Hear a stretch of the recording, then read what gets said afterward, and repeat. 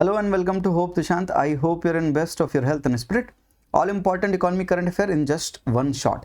तो एक दो साल के जो भी इकोनॉमी के करंट अफेयर्स हैं एक वीडियो में हम सब कुछ कवर कर लेंगे ताकि आपके एग्जामिनेशन में इकोनॉमी के एरिया से 90% प्लस एक्यूरेसी रहे।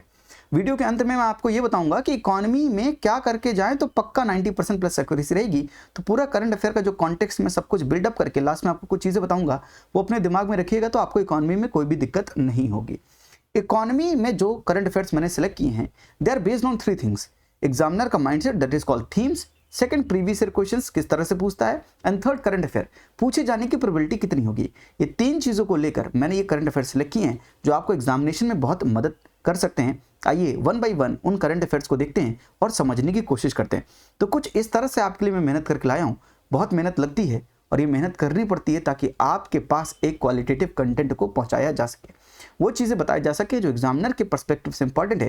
इसलिए मैं सिर्फ बताता नहीं हूँ ताकि बहुत सी रैशनल के साथ प्रीवियस ईयर क्वेश्चंस को दिखाकर, करंट अफेयर्स को दिखाकर, थीम्स को शो करके तब मैं चीज़ें आपको बताता हूँ। तो प्रेडिक्ट द अनप्रेडिक्टेबल सीरीज अगर आपने ढंग से फॉलो की है तो मेरा विश्वास मानिए आपको बहुत से सवाल जो मिलेंगे वो इन्हीं थीम से मिलेंगे, इन्हीं टॉपिक से मिलेंगे, और जब मिलेंगे आपको तो एग्जामिनेशन में बहुत मदद करेंगे।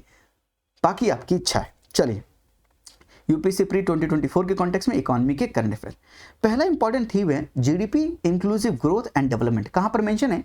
जीएस3 के सिलेबस में ही मेंशन है। Indian economy, GDP, inclusive growth, national development, ये सारी चीज़ें वहाँ पर मेंशन है।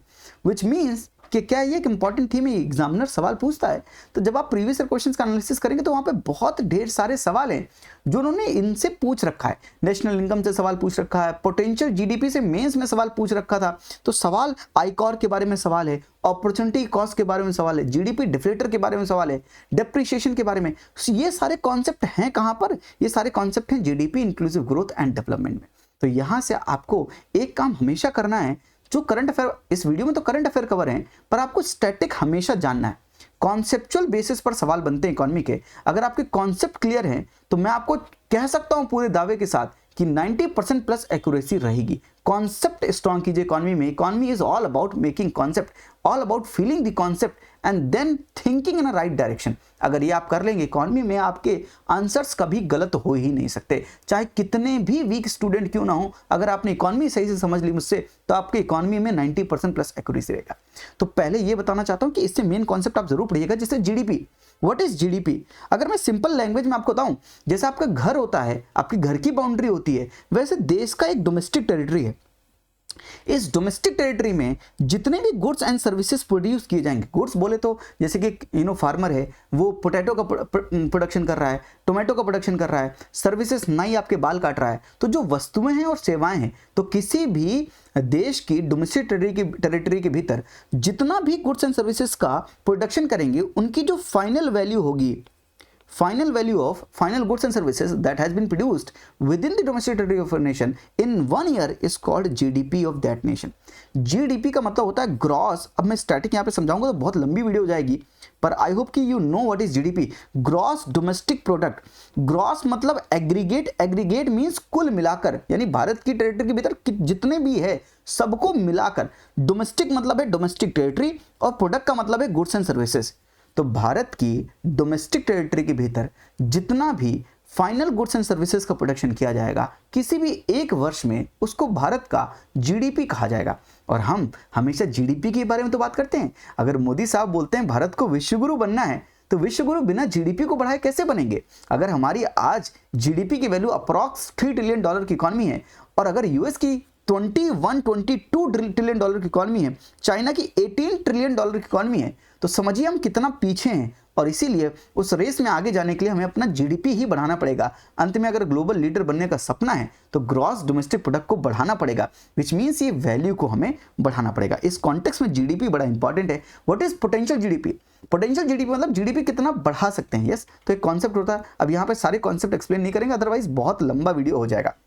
साथ में इन्फ्लेशनरी एंड रिसेशनरी गैप क्या होता है, तो आपसे सीरियस में सवाल पूछ चुका है इन्फ्लेशनरी एंड रिसेशनरी गैप के बारे में, इसलिए यूपीएससी में भी सवाल पूछा जा सकता है। देखिए मैंने ये सब चीज़ कवर करा रखी है। इकोनॉमी कोर्स फॉर प्रीलिम्स 2024 एक पेड कोर्स है 2999 का, जहाँ पर मैंने ये सारे कॉन्सेप्ट करा रखे हैं। अगर आपके कॉन्सेप्ट वीक हैं और आप चाहते हैं कि 90% प्लस एक्यूरेसी रहे एग्जाम में, तो आप ये कोर्स ज्वाइन कर सकते हैं जिसकी लिंक डिस्क्रिप्शन में, आपकी मर्जी है। लेकिन मैं बता रहा हूँ ये कॉन्सेप्ट इंपॉर्टेंट है बिकॉज सीडीएस में पूछे गए इसलिए पूछे जा सकते हैं। उस हिसाब से मैंने वो इकोनॉमी का कोर्स पढ़ाया भी है जहां पर मैंने सारे कॉन्सेप्ट पढ़ाए हैं। कॉन्सेप्ट ऑफ आईकोर क्या है, इंक्रीमेंटल कैपिटल आउटपुट रेशियो क्या होता है, अपॉर्चुनिटी कॉस्ट यहाँ से यूपीएससी ने प्रीवियस ईयर क्वेश्चन पूछा है, नेशनल इनकम से प्रीवियस ईयर क्वेश्चन पूछा है, जीडीपी डिफ्लेटर और सीपीआई कंज्यूमर प्राइस इंडेक्स के बीच का जो डिफरेंस है उस डिफरेंस से भी सवाल पूछा है, एंड डेप्रीशिएशन से भी सवाल पूछ रखा है। तो डेप्रीशिएशन हो गया, डिफ्लेटर हो गया, these are some main concept. और भी कॉन्सेप्ट हैं जो इंपॉर्टेंट है। तो ये तो रहा स्टैटिक, कहने का मतलब है कि सवाल स्टैटिक से पूछा जाता है, पर मैं आपको करंट अफेयर का ऑब्जेक्टिव, करंट अफेयर का कॉन्टेक्स्ट भी देता हूं। समर्थ कैंपेन के बारे में सवाल पूछ सकता है। Samarth campaign is to promote digital transaction in 50,000 gram panchayat launched. देखिए 30 years of local self government हो रहा है, तो यहां पर यूपीएससी जो है ऐसी चीजें पूछ सकता है इकोनॉमी को पॉलिटी से लिंक करके, क्योंकि डिजिटलाइजेशन का दौर है। एक बड़ा इंपॉर्टेंट थीम है यूपीएससी का कि हर चीज डिजिटल। तो याद है आपको डिजी लॉकर के ऊपर में सवाल पूछा था, प्रीवियस ईयर क्वेश्चन में डिजी लॉकर के ऊपर सवाल है, डिजिटल सिग्नेचर के ऊपर सवाल पूछा था, और साइंस एंड टेक्नोलॉजी में तो डिजिटली तो बहुत सवाल पूछता है, विच मीन्स यूपीएससी का एक फोकस है उस एरिया में, इसलिए उस एरिया को थोड़ा सा देखते हुए ये समर्थ कैंपेन इंपॉर्टेंट हो सकता है एग्जामिनेशन के पर्सपेक्टिव से, क्योंकि यहाँ पर दो चीजों को मर्ज किया गया है। मैं बहुत लॉजिकली चीजें सोचता हूँ और बहुत लॉजिकली आपको बताने की कोशिश करता हूँ ताकि आपको सही इंफॉर्मेशन सही ढंग से बताई जा सके, ताकि आप ये एक्सेप्टेंस डेवलप करें कि हाँ ये इंपॉर्टेंट हो सकता है और पूछा जाएगा तो आपको बहुत मजा आएगा और आपको 2 नंबर मिलेंगे भी। Launched by ministry of rural development and Panchayati Raj, ये आपको याद रखना है क्योंकि एग्जामिनेशन में वो मिनिस्ट्री लिख कर देता है और ऑफनली वो मिनिस्ट्रीज डिपार्टमेंट गलत ही लिखता है, पर फिर भी आपको पता तो होना चाहिए कि किसने लॉन्च किया है। तो 2 चीजें याद रखिएगा समर्थ कैंपेन के बारे में। सेकंड इंपॉर्टेंट टॉपिक इज महिला सम्मान सेविंग सर्टिफिकेट। वाई महिला, एक तो आपने पॉलिटी में देखा होगा विमेन का 106 कॉन्स्टिट्यूशनल अमेंडमेंट एक्ट। विमेन एक बड़ी इंपॉर्टेंट थीम है, एग्जामिनर हमेशा विमेन के ऊपर फोकस करता है। याद है स्कीम से एक सवाल पूछा था जननी सुरक्षा योजना के बारे में, तो मैंने वो स्कीम की वीडियो में जननी सुरक्षा योजना उस बार प्रेडिक्ट दी अनप्रेडिक्टेबल सीरीज 2023 में बताया भी था, और इस बार की भी स्कीम की वीडियो मैंने बताई है जहां पर इंपॉर्टेंट स्कीम बताई है। आई होप वो वीडियो आपने जरूर देखी है, उनको रिपीट नहीं करेंगे, बस कुछ एडिशन और कर देंगे, कुछ चीजें और बता देंगे आपको। यस, तो Mahila Samman saving certificate they are introduced in the budget 2023-2024, that's why it is important current affair, can be open by a women or a girl child in any post office, public sector bank or a qualified private sector bank. मतलब post office bank, public sector bank, क्योंकि सवाल ऐसे frame किया जा सकता है कि Mahila Samman saving certificate this can be deduced by the women or girl child in only post office bank, ऐसे करके सवाल पूछा जा सकता है, इसलिए ऐसे फ्रेम्ड है। Will have a interest fix interest rate of 7.5% compounded annually and a maturity period of 2 years with a minimum deposit amount of 1000 rupees और अ मैक्सिमम 2 लाख। मतलब मिनिमम 1000 रुपए, मैक्सिमम 2 लाख रुपए। मिनिमम जो मेच्योरिटी पीरियड होगा वो 2 years का होगा और जो इंटरेस्ट रेट ऑफर किया जाएगा वो 7.5% का होगा। A women or a guardian of a girl child may open any number of accounts subject to the maximum limit for the deposit, and the second account can be opened after a minimum gap of 3 months from the opening of the first account, and TDS tax deduction at source will not be deducted from the interest earned in this scheme. तो what is TDS? एक limit के बाद में अगर आपके पास interest आता है, यानी अगर लेट से 40,000 इंटरेस्ट की लिमिट है, तो अगर 40,000 के बाद में आपको इंटरेस्ट आएगा तो उसका जो सर्टेन अमाउंट कट कर इनकम टैक्स डिपार्टमेंट में आपके नाम का जमा हो जाएगा। यानी आपके पैन कार्ड में जो पैन लिखते हैं बैंक में, उस पैन के अकॉर्डिंग आपके इनकम टैक्स जो आपका अकाउंट होगा वहां पर टीडीएस के रूप में जमा हो जाएगा। टैक्स डिडक्शन एट सोर्स बोलते हैं इसको। एक टीडीएस होता है, दूसरा क्या होता है टैक्स कलेक्शन एट सोर्स, एक टीसीएस भी होता है। मुझे कमेंट बताइएगा टीडीएस एंड टीसीएस में अंतर क्या है। अगर आपने इकोनॉमी पढ़ रखी है तो आपको ये सारे कॉन्सेप्ट आते होंगे। तो 2 इंपॉर्टेंट टॉपिक हैं, क्योंकि इंक्लूसिव ग्रोथ एक इंपॉर्टेंट थीम है। डेवलपमेंट होना चाहिए, डेवलपमेंट तब होगा जब विमेन भी डेवलप हो, डेवलपमेंट तब होगा जब डिजिटल ट्रांजेक्शन भी बढ़े। तो उस कॉन्टेक्स्ट में ये 2 इंपॉर्टेंट करंट अफेयर मैंने आपके लगाए हैं। आई होप कि ये थीम से ये 2 इंपॉर्टेंट करंट अफेयर आपको समझ में आए। Next very important theme is money market and the capital market. तो banking and money monetary policy लिख दिया, लेकिन थीम का नाम है money market and capital market. And money market is very much important, यानी banking and finance is very much important. यहां पर अगर आप देखें तो बहुत ढेर सारे सवाल पूछता है आरबीआई इस फंक्शन के ऊपर। What is monetary policy, what is monetary policy committee, ये करती क्या है, क्या इन्फ्लेशन को टारगेट करती है या ग्रोथ एंड डेवलपमेंट में हेल्प करती है। क्वालिटेटिव टूल्स क्या होते हैं, क्वांटिटेटिव टूल्स क्या होते हैं, ये बीपीएलआर एमसीएलआर एक्सटर्नल बेंचमार्क क्या होता है, ये priority sector lending and priority sector lending certificates क्या होते हैं, एसेट का क्लासिफिकेशन होता है, स्टैंडर्ड एसेट्स किसे बोलते हैं, सब स्टैंडर्ड एसेट्स क्या होते हैं, नॉन परफॉर्मिंग एसेट क्या होते हैं, लॉस एसेट्स क्या होते हैं, प्रोविजनिंग करनी पड़ती है, प्रोविजनिंग कवरेज रेशियो क्या होता है, प्रोविजनिंग क्या होता है, स्ट्रेस एसेट्स क्या होते हैं, रीस्ट्रक्चर्ड एसेट्स क्या होते हैं, provisioning, twin balance sheet problem क्या है, बेसल नॉर्म में कैपिटल एडिक्वेसी रेशियो क्या होता है, लेवरेज रेशियो क्या होता है, लिक्विडिटी कवरेज रेशियो क्या होता है, इनके बारे में सवाल पूछ सकता है।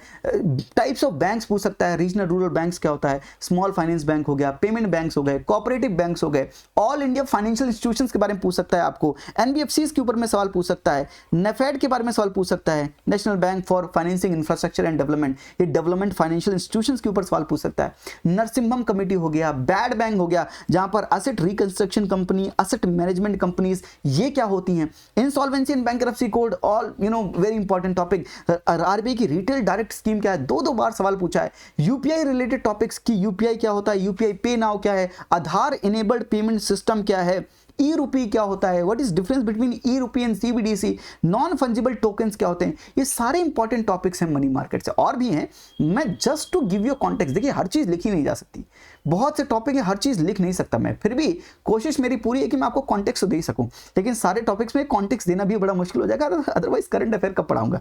यस, तो ये सारे इंपॉर्टेंट है इस थीम से जिसका नाम है money market and capital market. Capital market का रेगुलेटर कौन है, क्या सेबी है, यूपीएससी ने सवाल पूछा था, याद है आपको कि कौन सा कैपिटल मार्केट में काउंट होगा, 4 चीजें लिखी हुई थी। तो जो सिक्योरिटीज होती हैं, सिक्योरिटीज क्या हो सकते हैं, वो इक्विटी भी हो सकती है, शेयर्स भी हो सकते हैं, बॉन्ड भी हो सकते हैं, मोर देन 1 ईयर के लिए होता है तो कौन से मार्केट में होता है, कैपिटल मार्केट में, लेस देन 1 ईयर होता है तो मनी मार्केट में।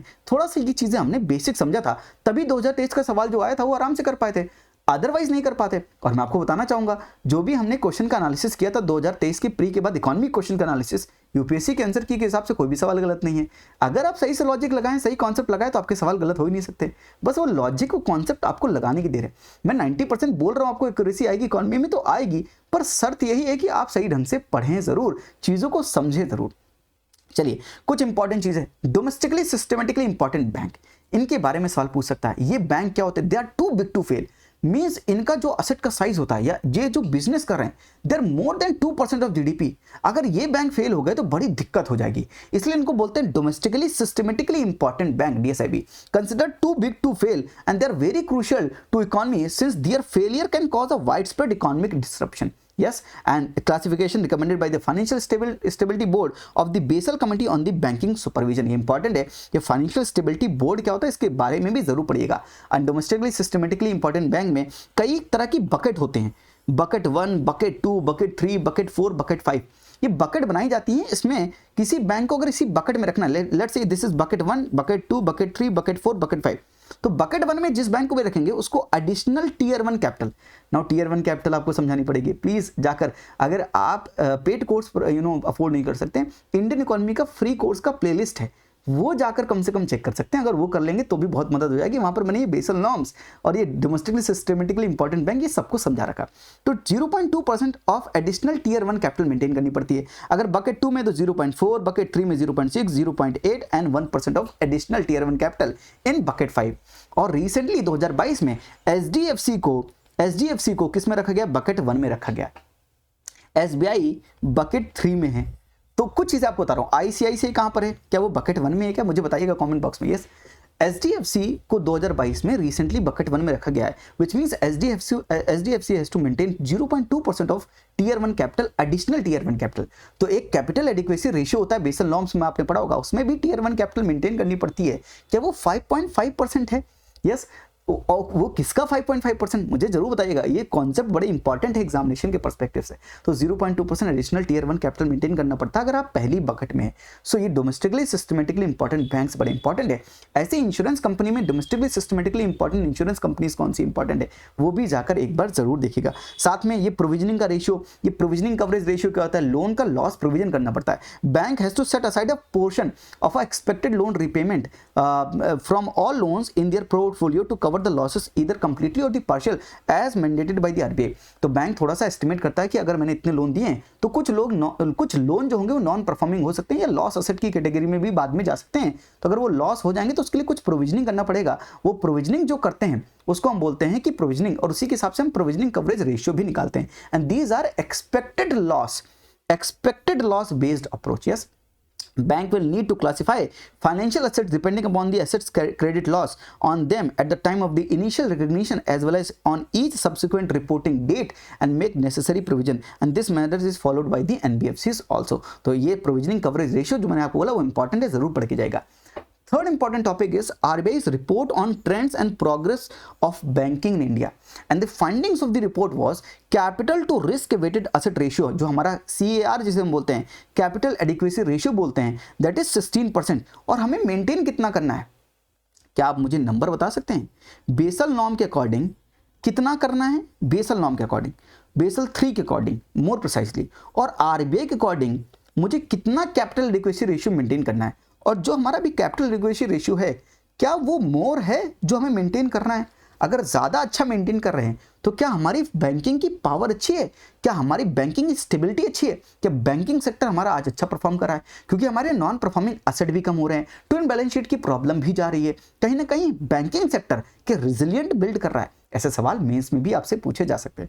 Gross non performing asset ratio of the scheduled commercial bank. तो शेड्यूल्ड कमर्शियल बैंक क्या होते हैं, नॉन शेड्यूल्ड कमर्शियल बैंक क्या होते हैं? स्टैटिक है ना. ऑलवेज मेक श्योर कि आपको स्टैटिक जरूर आता हो. Has been declining from its peak in 2017-18 to reach its peak to reach 5.8 at the end of March 2022, और उससे भी कम हमारे नॉन परफॉर्मिंग एसेट हो गए हैं. एक समय पर हमारे non performing asset 11 lakh crore rupees के थे, बहुत ज़्यादा थे हमारे नॉन परफॉर्मिंग एसेट, वो धीरे धीरे कम जरूर हुए हैं. और public sector bank accounts for 62% of the outstanding deposit and 58% of the total loan extended by the scheduled commercial bank. तो पब्लिक सेक्टर बैंक एक बड़ा इंपॉर्टेंट रोल प्ले करते हैं to in a business of the banking sector or the business involved in the banking sector. Yes.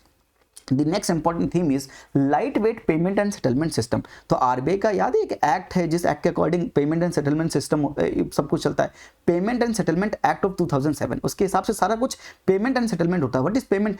मैंने आपको कुछ पैसा पे किया, वो फिर सेटल होगा, that is called payment and settlement. अगर आप UPI कर रहे हो, कुछ कर रहे हो, that is payment and settlement.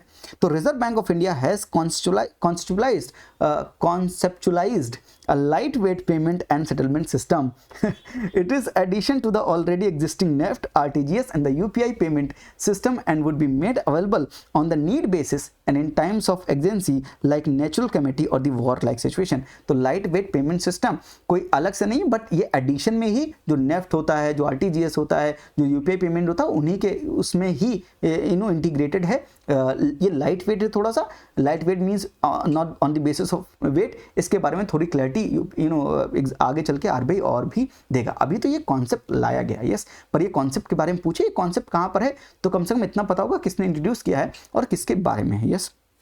Now next thing is green deposits. तो ग्रीन बॉन्ड्स आपने सुना होगा, म्युनिसिपल बॉन्ड सुना होगा. तो कैपिटल मार्केट में ये सारी चीज़ें पढ़ते हैं और ये सारी चीज़ें इंपॉर्टेंट भी हैं एग्जामिनेशन के पर्सपेक्टिव से. तो जब भी इन्वायरमेंट को इकोनॉमी से मर्ज करते हैं वो चीज़ें इंपॉर्टेंट हो जाती हैं. What is green deposits? The interest bearing fixed deposit. So these are the fixed deposit, they have the interest availed by the retail and the institutional investors for investment in environment friendly and socially responsible projects. I hope you got the point. तो green जब भी add होगा तो मतलब environment का impact तो होगा. RBI has barred investment in the projects involving the fossil fuels, nuclear power, tobacco, gambling, palm oil and the hydro power generation. And regulatory framework by the RBI for the banks to accept green deposit from customers applies to scheduled commercial bank, small finance banks except regional rural banks and local LLB banks. Yes, इनको छोड़कर बाकी सब के लिए RBI इन चीज़ों को apply करेगा. Green deposit, these are interest bearing fix deposit, जो कि रिटेल और इंस्टीट्यूशनल इन्वेस्टर जहां पर इनको अवेल कर सकते हैं, यहां पर डिपॉजिट कराकर अपना इन्वेस्टमेंट कर सकते हैं. लेकिन इन्वेस्टमेंट कहां पर होगा? Environment friendly and socially responsible project पर ये इन्वेस्टमेंट होगा. आई hope you understood the concept of green deposit. ऐसे ही बॉन्ड भी होते हैं. वो bond is a way of taking money from the market. अगर आप कभी किसी से पैसा लेना चाहते हैं तो आप बॉन्ड इशू कर सकते हैं और पैसा ले सकते हैं. और वो पैसा अगर आप इन्वायरमेंटली साउंड प्रोजेक्ट्स में लगा रहे हैं, दैट मींस जो बॉन्ड है वो ग्रीन बॉन्ड भी इसको कह सकते हैं. Yes. Next important topic is payment aggregator. The payment aggregators or merchant aggregators are platforms. So these are basically platforms that offer various payment options like card payment, net banking, UPI wallet, EMI in one place for merchants to accept the payment from the customers, and it requires the license from the RBI. So ये aggregators क्या होते हैं इसके बारे में मैंने आपके लिए थोड़ा सा लिख दिया है. And the next important topic is financial inclusion index, and this index is introduced in 2021 by the Reserve Bank of India, and it is a comprehensive index incorporating details of the banking, investment, insurance, postal as well as the pension sector, and published in July every year, and it comprises 3 broad parameters, namely access कितना है, usage कितना है and quality कैसी है. ये तीनों के basis पर हम यहाँ पर इंडेक्स बनाते हैं जहां पर हम चीजों को रैंक करते हैं. And scores value ranges between 0 का मतलब है कंप्लीट फाइनेंशियल एक्सक्लूजन एंड 100 का मतलब है फुल फाइनेंशियल इंक्लूजन. तो जाहिर सी बात है हम आरबीआई ट्राई करता कि फाइनेंशियल इंक्लूजन बढ़ सके, और हम एज अ गवर्नमेंट भी ट्राई करेगी कि फाइनेंशियल इंक्लूजन बढ़ सके. जितना ज़्यादा फाइनेंशियल इंक्लूजन होगा उतना ज़्यादा हम सेविंग को मोबिलाइज करके, उतना ज़्यादा इन्वेस्टमेंट को ब्रॉड बूस्ट करके, और साथ में लोन की सर्विसेज लोगों को दे करके हम ये इंश्योर कर सकते हैं कि जीडीपी तेजी से ग्रो हो. अगर जीडीपी का फॉर्मूला आपको पता है तो GDP is equal to C+I+G+NX. अगर ये आई इन्वेस्टमेंट का है तो अगर ये इन्वेस्टमेंट बूस्ट होगा तो जाहिर सी बात है जीडीपी बूस्ट होगी, यानी जीडीपी भी ग्रो होगी. Yes, NFI index has been constructed without any base year. इसका कोई बेस ईयर नहीं है, ये ऐसे ही कंस्ट्रक्टेड है. ये 2021 में इंट्रोड्यूस किया गया था by the reserve bank of India. I hope you understood ये क्या पैरामीटर्स होते हैं, करता क्या है, इतनी चीजें इंपॉर्टेंट है. लॉन्च कौन करता है, इंट्रोड्यूस कौन करता है, अगर ये पता है तो बस इतना ही सवाल पूछेगा तो आप लगा लेंगे. मिनिमम इनपुट मैक्सिमम आउटपुट की कोशिश है मेरी. Next important topic is callable and non callable deposits. तो मनी मार्केट से ही ये callable and non callable deposits क्या होते हैं. Callable deposit refers to those fixed deposits that are withdrawn by the depositors before the maturity date. मतलब अगर आपने फिक्स्ड डिपॉजिट 1 साल का किया तो 1 साल बाद मैच्योरिटी होगी, लेकिन 1 साल से पहले ही अगर वो पैसा आप निकालना चाहते हैं तो निकाल सकते हैं. ऐसे डिपॉजिट्स को हम बोलते हैं कैलेबल डिपॉजिट्स. लेकिन अगर आप पहले निकालेंगे मैच्योरिटी से पहले, that will attract a penalty in case of the premature withdrawal by the depositors. Yes, लेकिन नॉन कैलेबल डिपॉजिट्स ऐसे डिपॉजिट्स होते हैं on the other hand are those fixed deposits that cannot be withdrawn before maturity date. उनको maturity date से पहले निकाल ही नहीं सकते हैं. पेनल्टी की तो बात ही छोड़ दें, मतलब कैलेबल आप निकाल सकते हैं पर पेनल्टी लगेगी, नॉन कैलेबल निकाल ही नहीं सकते. नॉन मतलब नहीं निकाल सकते, समझ गए. These deposits are offered for a premium interest rate. जाहिर सी बात है इनको प्रीमियम इंटरेस्ट रेट पे किया जाएगा, but are not liquid and not eligible collateral deposits. इनको एज अ कोलेट्रल रखकर आप कोई चीज ले नहीं सकते. कोलेट्रल क्या होता है, कुछ चीज गिरवी रखना. यस, तो बैंक में अगर लोन लेना चाहते हैं तो कभी कभी घर गिरवी रखते हैं, कभी गाड़ी गिरवी रखते हैं, कभी अपना लैंड गिरवी रखते हैं. तो जिसे जो गिरवी रखते हैं उसे हम कोलेट्रल बोलते हैं. Yes, the next important topic is Bima trinity. By insurance regulatory development authority of India IRDAI to achieve visionary goal of insurance for all by 2047. तो 2047 तक हम चाहते हैं कि इंश्योरेंस का जो पेनिट्रेशन है, इंश्योरेंस की जो डेंसिटी है वो बढ़ सके. तो 2 इंपॉर्टेंट कॉन्सेप्ट आपसे एग्जामिनेशन में पूछ सकते हैं बेसिक से. इंश्योरेंस डेंसिटी क्या है, इंश्योरेंस पेनिट्रेशन क्या है. इंश्योरेंस डेंसिटी का मतलब होता है insurance premium divide by the total population. तो अगर आप इंश्योरेंस के प्रीमियम को टोटल पॉपुलेशन से डिवाइड कर दें तो जो ये चीज निकल के आती है उसे हम बोलते हैं डेंसिटी. डेंसिटी आप समझते हैं. एंड ये इंडिकेट क्या करता है कि how much each of the people in a country spend on insurance in terms of the premium, यानी टोटल पॉपुलेशन में कितना प्रीमियम आप दे रहे हैं, that is called insurance density. लेकिन व्हाट इज इंश्योरेंस पेनिट्रेशन, अगर इंश्योरेंस प्रीमियम जो है उसको अगर हम जीडीपी से डिवाइड कर दें तो जीडीपी का कितना परसेंट इंश्योरेंस प्रीमियम के रूप में आता है उसे हम बोलते हैं इंश्योरेंस का पेनिट्रेशन. तो इंश्योरेंस का प्रीमियम का मतलब है कितना पैसा प्रीमियम में आप कलेक्ट कर रहे हैं. अगर उसको टोटल पॉपुलेशन से डिवाइड कर दे that will tell you the density, and अगर उसको जीडीपी से डिवाइड कर दे that will tell you the penetration. GDP एक एक्चुअल नंबर है. अगर आपको पता चलेगा जीडीपी का सर्टेन परसेंट है, तो अगर जैसे होता है fiscal deficit is certain percent of GDP, let's say 6.1% of GDP, तो जीडीपी जितना उसका 6.1% फिस्कल डेफिसिट है. ऐसे अगर इंश्योरेंस पेनिट्रेशन लेट्स से 10% है तो 10% का मतलब है कि जीडीपी का 10% इतना प्रीमियम आ रहा है इंश्योरेंस के नाम का. आई hope you got the point. तो ये डेंसिटी और पेनिट्रेशन आपसे सवाल पूछा जा सकता है, इसलिए मैंने आपको यहां पर बता दिया, इसको ध्यान में रखिएगा भी. तो बीमा ट्रिनिटी के बारे में होता है. बीमा का मतलब होता है इंश्योरेंस. बीमा ट्रिनिटी कंप्राइजेस 3 कंपोनेंट्स, नेमली बीमा विस्तार मतलब single policy for all, Bima Sugam online platform to choose suitable schemes, and Bima वाहक्स dedicated to women centric workforce and works at gram sabha level. ये तीनों को मर्ज करके इसको हम बोलते हैं Bima Trinity. And the initiative aims to streamline the insurance process को स्ट्रीमलाइन करें, faster collaboration between the general and the life insurance companies. तो कुछ जनरल होते हैं, कुछ लाइफ इंश्योरेंस कंपनीज होती हैं। लाइफ इंश्योरेंस कंपनी मतलब सिर्फ पूरा लाइफ के लिए होते हैं, जनरल में हेल्थ हो गया, व्हीकल हो गया, बाकी चीजें भी होती हैं। To offer bundle solution for health, life, accident and property coverage. So this is called Bima Trinity. एंड याद रखिए इसका गोल क्या है IRDAI का, इंश्योरेंस फॉर ऑल बाय 2047, जिसके लिए दो इंपॉर्टेंट कॉन्सेप्ट पता होना चाहिए। इंश्योरेंस की डेंसिटी क्या है, इंश्योरेंस का पेनिट्रेशन क्या है। The next important topic is default loss guarantee, formalisation of the loans originating from the fintech lenders.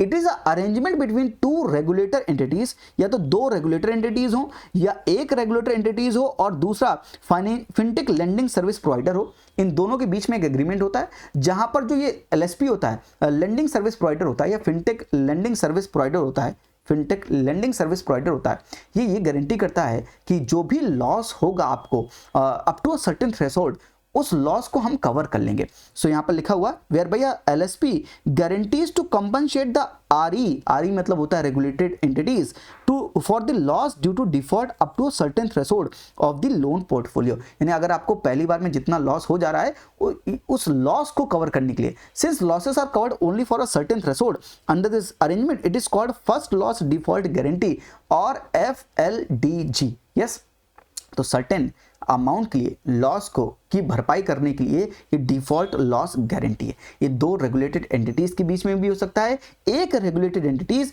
या एक फिनटेक लेंडिंग सर्विस प्रोवाइडर होता है। फिनटेक मतलब financial technology lending service provider, app based आपको loan मिल जाता है ना आजकल। Yes, next important topic is LIBOR. तो एक लिबोर होता है, एक मिबोर होता है। तो ये क्या है, ये इंटर बैंक ऑफर रेट है। तो London inter bank offer rate, what is inter bank offer rate? एक बैंक को जब दूसरे बैंक से पैसा चाहिए होता है तो जिस रेट ऑफ इंटरेस्ट पे पैसा मिलता है उसको हम बोलते हैं inter bank offer rate. I hope you got the point. So if one bank is offering you money at certain rate, that is called inter bank offer rate. अगर London में चल रहा है तो लिबोर, अगर मुंबई में है तो मिबोर। सिंपल याद करने। यस, तो LIBOR is a global benchmark interest rate at which bank borrow from each other at a London interbank market for a particular period of time। और ये short period के लिए ही यूज होता है। It is used to settle the trades in future option swaps, other derivative financial instruments in over-the-counter markets and on exchanges globally।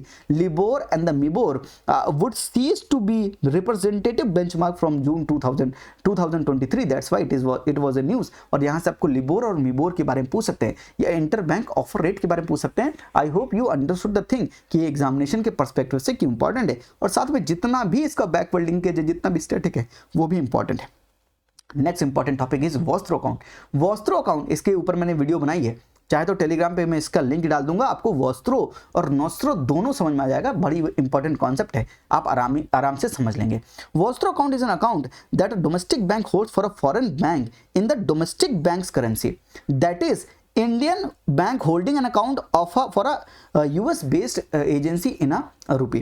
It's like कि SBI जो है एक अकाउंट, लेट्स से रशिया का, तो रशिया से हम क्रूड ऑयल लेते हैं तो रशिया को हम पैसा देते हैं। तो रशिया से हमने बोला कि तुमको पूरा पैसा हम डॉलर में देने की जगह एक काम कर सकते हैं कि SBI में रशिया तुम्हारा अकाउंट ओपन कर देते हैं। Your account in are bank, that is called vostro account.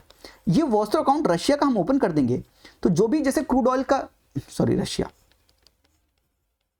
तो जैसे क्रूड ऑयल जितना भी हमने परचेज किया उसका हमें पेमेंट करना है तो हम पेमेंट रुपए में करेंगे और रुपए में करके रशिया के SBI वाले अकाउंट में डाल देंगे। तो रशिया जब हमसे कोई चीज परचेज करेगा और हमें पे करेगा, इसी अकाउंट से वो पैसा निकाल लेंगे। तो इसकी वजह से हमने क्या किया, डॉलर को बाईपास कर दिया। डॉलर को बाईपास करना जरूरी है, आप समझ सकते हैं क्यों। तो vostro recently government officials inform that 20 Russian banks have opened special rupee vostro accounts with partner banks in India, and that is a good news, क्योंकि हम फिर डॉलर को बाईपास करके हम डायरेक्टली रुपया में भी ट्रेड कर पाएंगे। तो वॉस्त्रो एंड नोस्त्रो क्या मतलब क्या है, नोस्त्रो का मतलब मुझे कमेंट बॉक्स में जरूर समझाएं। So these are some important topics in current affair in context of money market and the capital market. I hope you got the point, ये इंपॉर्टेंट चीज समझ में आ रही है। Next important theme is fiscal policy of the government. तो जितना भी स्टैटिक टॉपिक है फिस्कल पॉलिसी का सब कुछ इंपॉर्टेंट है। फिस्कल पॉलिसी होती क्या है, expansionary fiscal policy, contractionary, neutral, counter cyclical fiscal policy, cyclical fiscal policy, सब कुछ मैंने पढ़ा रखा लेंथ टू ब्रेथ। सब इंपॉर्टेंट कॉन्सेप्ट हैं, हर एक इंपॉर्टेंट कॉन्सेप्ट को डिस्कस किया है, कुछ भी उल्टा सीधा नहीं समझाया। जो चीज समझाइए कंसाइज रूप में और टू द पॉइंट समझाइए। अगर आप एक बार वो कोर्स कर लेंगे, चाहे फ्री वाला कर लो चाहे पेड वाला कर लो, कोई भी कर लो, आपको इकोनॉमी के कॉन्सेप्ट समझ में आना शुरू हो जाएंगे। फिस्कल पॉलिसी से एक बड़ा इंपॉर्टेंट कॉन्सेप्ट है, दैट इज विंडफॉल, और विंडफॉल टैक्स भी आपने सुना होगा। What is windfall profits? Windfall profit का मतलब है कि मैन्युफैक्चरिंग कॉस्ट ऐड नहीं हो रही। लेट्स से कोई चीज मैं 10 रुपए का बनाता था, क्रूड ऑयल लाया और उसको चेंज करके पेट्रोल डीजल ट्रांसफॉर्म करके बनाया, तो मेरी कॉस्ट वही है बनाने की, 10 रुपए ही है। लेकिन क्योंकि इन्फ्लेशन आ गया है, लेट्स से जो वर्ल्ड की इकॉनमी है, यूएस की इकॉनमी में इन्फ्लेशन बहुत ज़्यादा है, पेट्रोल की प्राइसेस बहुत ज़्यादा हैं। अब पहले पेट्रोल के प्राइस कम थे तब भी हम एक्सपोर्ट करते थे, अब ज़्यादा हो गए तब भी हम एक्सपोर्ट कर रहे हैं। पहले हमें कम पैसा मिलता था, अब ज़्यादा पैसा मिलता है, तो हमने कुछ नहीं किया लेकिन फिर भी हमारा प्रॉफिट बढ़ रहा है। I hope you got the point. तो windfall profits are sudden unexpected spike in the earning often caused by one time event that is out of the norm, and such as a drop or a spike in the prices or a spike in the demand for a certain products। जैसे एक समय पर crude oil की petrol and diesel की demand बहुत बढ़ रही थी जब हम रिकवरी की फेज में थे आफ्टर कोविड-19। यस, उसकी वजह से जो ये एक्स्ट्रा प्रॉफिट था उस पर गवर्नमेंट ने टैक्स भी लगाना शुरू किया, that is called windfall tax, special additional excise duty इसको हम बोलते हैं। I hope you got the point. Yes, तो union government hike the windfall profit tax levied on the domestically products produce crude oil as well as on the export of diesel and aviation turbine fuel, उन सब के ऊपर हमने windfall profit tax बढ़ा दिया। Union government ने, उसके context में ये न्यूज में था, इसलिए windfall profit and windfall tax क्या होता है ये एग्जामिनेशन के पर्सपेक्टिव से इंपॉर्टेंट है। साथ में वर्चुअल डिजिटल एसेट, ये बजट के पिछले बार के बजट में भी बात हुई थी जहां पर हमने कहा था 30% वर्चुअल डिजिटल एसेट पे 30% फ्लैट टैक्स लगेगा, और यहां पर ऑफसेट जो लॉस होता है उसको ऑफसेट नहीं किया जाएगा, साथ में 1% टीडीएस भी कटेगा। तो उस कॉन्टेक्स्ट में ये वर्चुअल डिजिटल एसेट्स इंपॉर्टेंट है, ये क्या होते हैं जरूर जाकर पढ़िएगा। Next important topic is equalisation levy, also known as the Google tax. It was introduced in 2016 to tax the digital economy and it was levied at 6% of the gross consideration on online advertisement and the digital advertising space। तो equalisation levy बड़ा important है, इसको जरूर पढ़िएगा। साथ में export preparedness index होता है, जब हम ये देखते हैं कि एक देश कितना बढ़िया एक्सपोर्ट कर रहा है, और ये रिलीज कौन करता है? NITI Aayog release the export preparedness index 2022 for its states and UTs, and the report presents a comprehensive analysis of the India's export performance। याद है आपको PYQ, इंडिया का ग्लोबल एक्सपोर्ट का शेयर कितना है, ऐसे करके सवाल पूछा था और डेटा भी आपको 3.2% का दिया था, याद है? यस, यूपीएससी का 2023 का सवाल दिखा रहा था, मैं आपको बता रहा था। Yes, India's export performance in FY22 along with its sector specific and district level merchandise export trends, evaluated states across 4 pillars: policy, business ecosystem, export ecosystem and export का परफॉर्मेंस क्या है। इन सब के हिसाब से हम स्टेट्स एंड यूटीज को देखते हैं कि वो किस तरह से एक्सपोर्ट प्रमोशन में हमारी मदद कर रहे हैं। अगर भारत को विश्व गुरु बनना है, ग्लोबल लीडर बनना है, तो जाहिर सी बात है हमें मेक फॉर द वर्ल्ड करना पड़ेगा। आत्मनिर्भर भारत की दो ही मतलब है, पहला दो कंपोनेंट है। पहला कंपोनेंट है export to the world, which means कि मेक फॉर द वर्ल्ड। अगर दुनिया के लिए बनाएंगे तो एक्सपोर्ट ज्यादा करेंगे, एक्सपोर्ट ज्यादा करेंगे तो हमारे पास पैसा आएगा तो हम इकोनॉमी में इन्वेस्ट करेंगे और ज्यादा ग्रो करेंगे। दूसरा, इंपोर्ट सब्स्टिट्यूशन, मतलब मेक इन इंडिया, घर में बनाओ, घर के लिए बनाओ और डोमेस्टिकली कंज्यूम करो, यानी इंपोर्ट कम करो, एक्सपोर्ट ज्यादा करो, आत्मनिर्भर बनो। I hope you got the point. Yes, and in this context export preparedness index important है। Next important thing is financial market, जहां पर कैपिटल मार्केट के बारे में बात करते हैं। यस, तो मनी मार्केट के बारे में बात कर ली हमने, अब कैपिटल मार्केट के बारे में यहां बात कर लेते हैं। तो क्रेडिट रेटिंग एजेंसी से आज यूपीएससी ने सवाल भी पूछ रखा है क्रेडिट रेटिंग एजेंसीज से भी। ये एजेंसीज क्या होती हैं? They check the financial strength of companies and the government entities, specially their ability to meet the principal and the interest payment on their debts. तो कोई अगर लोन लेता है, जैसे हमारे केस में क्या है, सिबिल जानते हैं आप? सिबिल क्या करता है हमारे केस में? अगर हम लोन लेने जाते हैं बैंक से तो बैंक हमेशा हमारा सिबिल स्कोर चेक करता है। सिबिल स्कोर चेक करने का मतलब क्या है? क्या हमने पहले जो लोन लिया उसमें कहीं डिफॉल्ट किया क्या? अगर डिफॉल्ट किया होगा तो हमारा सिबिल स्कोर बहुत कम होगा और बैंक हमें फिर लोन नहीं देगा क्योंकि हम डिफॉल्टर है। ऐसी क्रेडिट रेटिंग एजेंसी है वो ये रेट करती हैं कि किसकी कितनी कैपेसिटी है पैसा वापस करने की। तो क्या फाइनेंशियल स्ट्रेंथ है कंपनीज की, गवर्नमेंट की, कि जो उन्होंने पैसा ले रखा उसका प्रिंसिपल और इंटरेस्ट दोनों वापस कर सके। ठीक है, तो ये क्रेडिट रेटिंग एजेंसीज हैं, इन्हीं चीजों को असेस करती हैं और जांचती हैं और उसी के हिसाब से रेटिंग भी देती हैं। And these agencies give investor information about the bond and the debt instrument issuer and the about the country's sovereign debt. Yes, इनके बारे में इंफॉर्मेशन भी देते हैं। Next important topic is REITs. REITs and InvITs दो important topic है, real estate investment trust and InvITs infrastructure investment trust. ये बड़े इंपॉर्टेंट इसलिए हैं क्योंकि ये फाइनेंस को देखते हैं। अगर रियल एस्टेट में आपको पैसा चाहिए तो ये राइट्स क्या करेंगे, रियल एस्टेट इन्वेस्टमेंट ट्रस्ट क्या करेंगे, ये म्यूचुअल फंड जैसी यूनिट्स होती है ना, ऐसे म्यूचुअल फंड यूनिट्स इशू करेंगे और जो वो यूनिट्स परचेज करेगा वो इनको पैसा देगा और जो ये पैसा इनके पास आएगा ये रियल एस्टेट में लगाएंगे। और ऐसे ही इंफ्रास्ट्रक्चर इन्वेस्टमेंट ट्रस्ट होते हैं जो इंफ्रास्ट्रक्चर में वो पैसा इन्वेस्ट करते हैं। तो राइट्स एंड इनवाइट्स ये बड़े इंपॉर्टेंट है, इनको जरूर समझिएगा। NSE industries limited has launched India's first ever real estate investment trust and infrastructure investment trust index. तो जो एनएसई है, नेशनल स्टॉक एक्सचेंज, उसने इंडस्ट्रीज लिमिटेड ने उसने क्या लॉन्च किया है, इंडिया का पहला rights and invites index launch किया। इसलिए न्यूज में है, इसलिए ये दोनों कॉन्सेप्ट एग्जामिनेशन के पर्सपेक्टिव से इंपॉर्टेंट हो जाते हैं।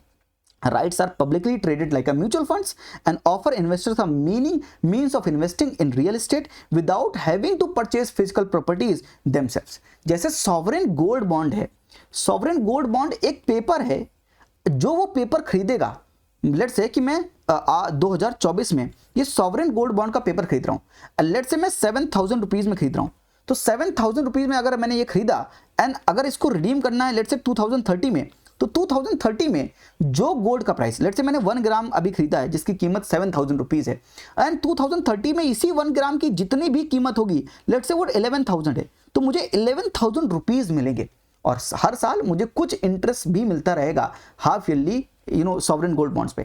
तो सॉवरेन गोल्ड बॉन्ड्स का एक पेपर है, मुझे गोल्ड परचेज करके उसको रखने की जरूरत नहीं, ताकि मुझे गोल्ड पर जो बढ़ता है, प्राइस बढ़ते हैं तो गोल्ड पर मुझे इन्वेस्टमेंट में अच्छा रिटर्न मिल सके, उसके लिए मुझे एक्चुअल गोल्ड बाय करने की जरूरत नहीं है। I can just buy this paper that are called as sovereign gold bonds.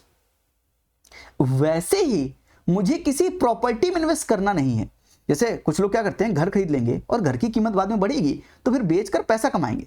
अब आपको डायरेक्टली घर खरीदने की जरूरत नहीं है, आप ये इन्वेस्टमेंट ट्रस्ट, ये जो म्यूचुअल फंड्स यूनिट इशू करेंगे, जो रियल एस्टेट इन्वेस्टमेंट ट्रस्ट ये जो म्यूचुअल फंड यूनिट इशू करेंगी उसको परचेज कर लीजिए। जब आप उसको परचेज करेंगे तो आप पैसा किसी को देंगे, वो पैसा वो रियल एस्टेट में लगाएंगे और वो रियल एस्टेट के जब भाव बढ़ेंगे तो आपको अच्छा रिटर्न मिलेगा, जो आपने पेपर होल्ड कर रखा है जिसका नाम है कोई एक म्यूचुअल फंड यूनिट की तरह का एक यूनिट आपने जो होल्ड कर रखा है। I hope you got the point. Yes, InvITs are also the mutual fund, और ये पैसा कहाँ लगाएंगे, राइट्स वाले रियल एस्टेट में लगाते हैं, इंफ्रास्ट्रक्चर में लगाना है तो इनवाइट्स है। Yes, that own and manage a portfolio of the revenue generating infrastructure assets and generate income by charging tolls. तो जो आपको रोड बना के टोल लगाते हैं उससे पैसा कमाते हैं, टैरिफ्स हो गया और fees for the use of these assets. यहाँ तक ठीक है, इनवाइट्स राइट्स पूरा समझ में आया, very good. Next important topic is T+1 settlement. What is T+1?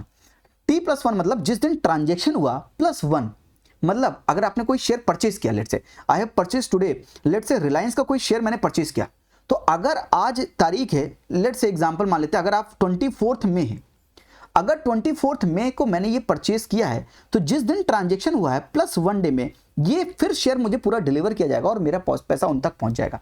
I hope ये समझ गए।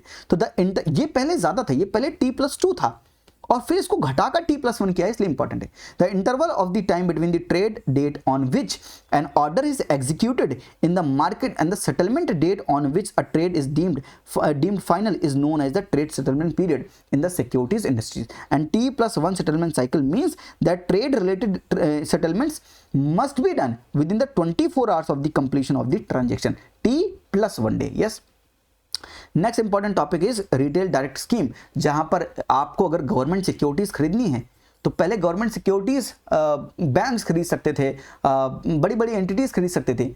अब ये गवर्नमेंट सिक्योरिटीज एक रिटेल डायरेक्ट रिटेल इन्वेस्टर्स भी खरीद सकता है, यानी हमारा जैसा इंसान भी गवर्नमेंट सिक्योरिटीज परचेज कर सकता है through the retail direct scheme of the RBI। इसके बारे में भी मैंने वीडियो बना रखी है, जाइए और ज़रूर देखिएगा, चाहे तो मैं लिंक जो है टेलीग्राम चैनल पे शेयर कर दूंगा, जिस टेलीग्राम की लिंक डिस्क्रिप्शन में है। It facilitated investment in the government securities by individual investors wherein they can open a retail direct gilt account. इसके ऊपर यूपीएससी ने 2 बार प्रीवियस ईयर क्वेश्चंस पूछ रखे हैं, तो इंपॉर्टेंट टॉपिक इसलिए लिख कर आए। Security account with the RBI, using this account retail investors मतलब हमारे जैसे investors can buy and sell T bills यानी treasury bills, dated government securities, state development bonds and the sovereign gold bonds through RBI's online portal. Yes, and the last important topic is laws and regulation governing securities market. कौन कौन से laws हैं, कौन कौन से regulations हैं जो हमारे सिक्योरिटी मार्केट को गवर्न कर रहे हैं। तो पहला तो सेबी हो गया, the securities and exchange board of India act of 1992। SEBI पहले एक एग्जीक्यूटिव बॉडी था। SEBI was established in 1988 as an executive body, but by making this act in 1992 it was made the statutory body. Yes, याद रखिएगा, it empowers the SEBI to protect the interests of the investors and to promote the development of the capital securities market besides regulating it. तो regulate तो करेगा, साथ में interest of the investors को भी protect करेगा। सिक्योरिटीज कॉन्ट्रैक्ट रेगुलेशन एक्ट 1956 भी ऐसे, एक डिपॉजिटरी एक्ट 1996 का याद नहीं करना, पर they are related to the securities market, बस इतना पता होना चाहिए। कंपनीज एक्ट जहां पर कंपनीज को रजिस्टर करते हैं, and the prohibition of the fraudulent and unfair trade practices regulation 1995 and the prohibition insider trading regulations of 1992। इस कॉन्टेक्स्ट में आप यहां पर इनसाइडर ट्रेडिंग क्या होती है ये समझ लीजिएगा।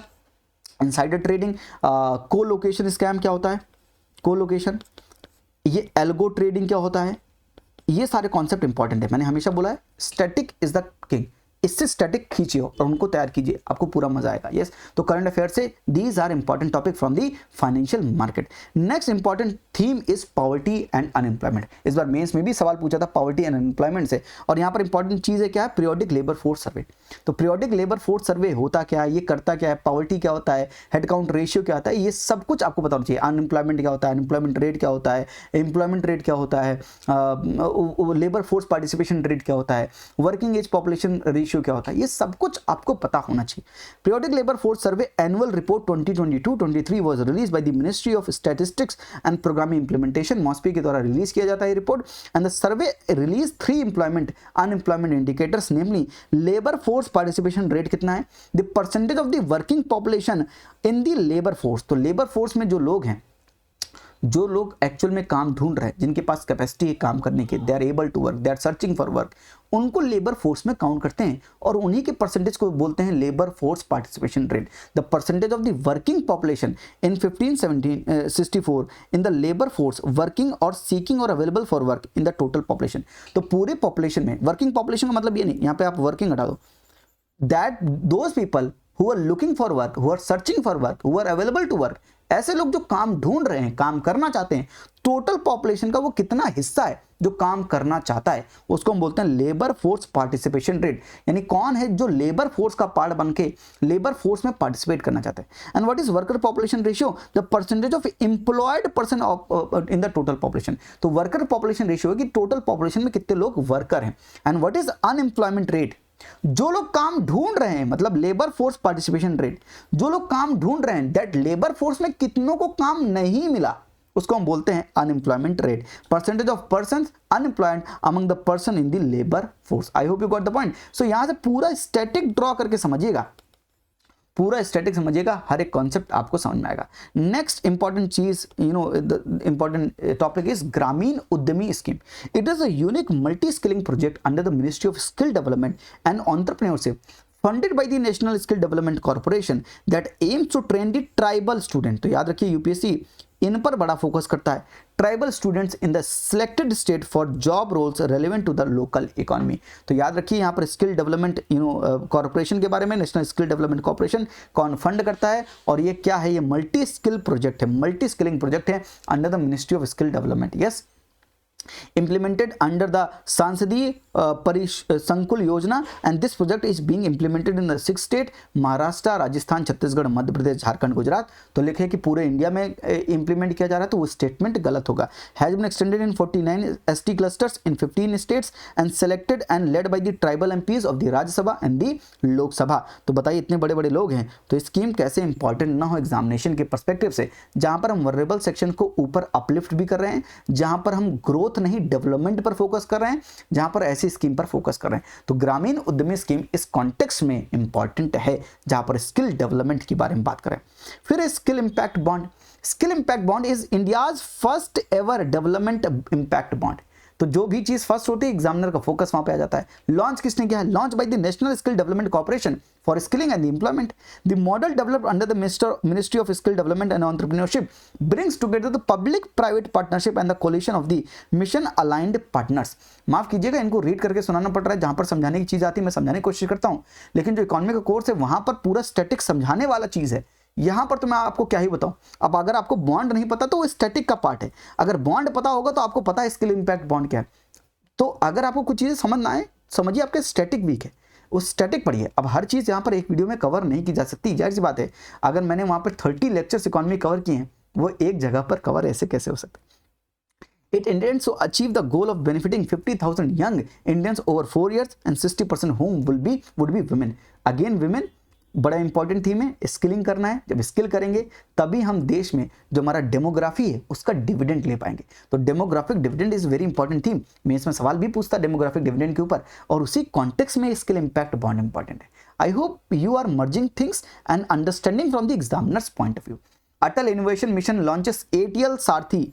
तो it is comprehensive. Atal innovation mission के बारे में एक सवाल प्रीवियस ईयर क्वेश्चन में पूछ चुका है, कौन लॉन्च करता है? क्या ये नीति आयोग लॉन्च करता है? It is a comprehensive self monitoring framework to strengthen the ecosystem of the Atal thinking labs. It includes 4 pillars: self reporting dashboard called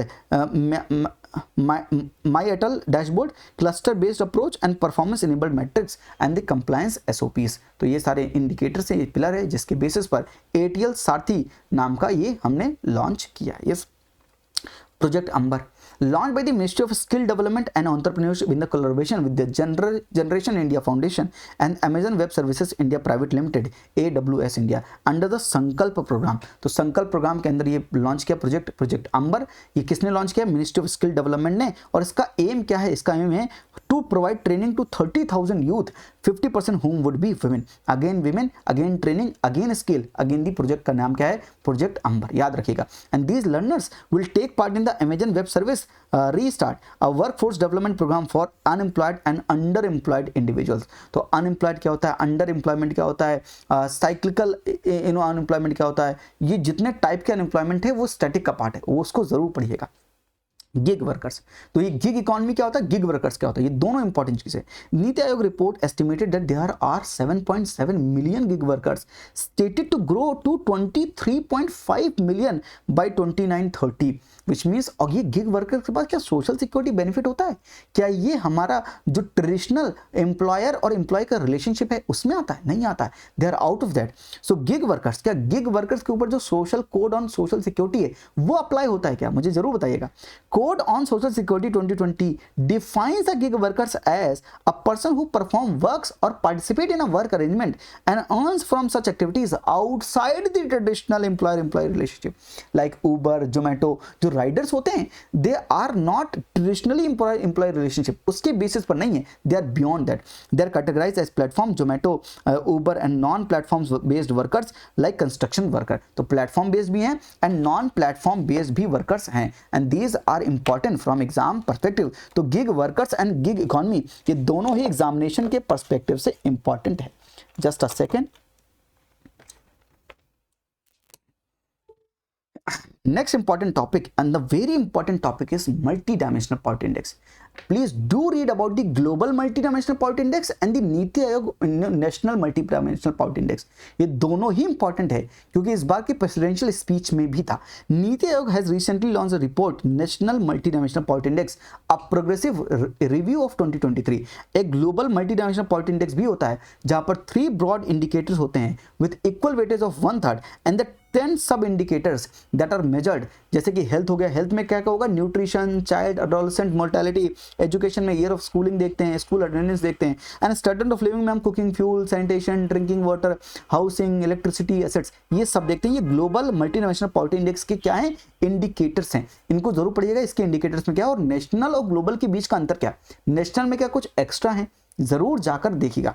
the national MPI model retains the 10 indicators of the global MPI model and adds 2 indicator also, the maternal health in the health category and the bank account in the standard of the living category. तो हमारा health में एक add और कर लो, maternal health and standard of living में bank account और add कर लो, तो ये जो 12 इंडिकेटर होंगे वो क्या बन जाएंगे, national multi dimensional poverty index के। तो इन दोनों में क्या अंतर है ये जरूर पढ़ लेना, मैंने आपको बता भी दिया। ये multi dimensional poverty index important है।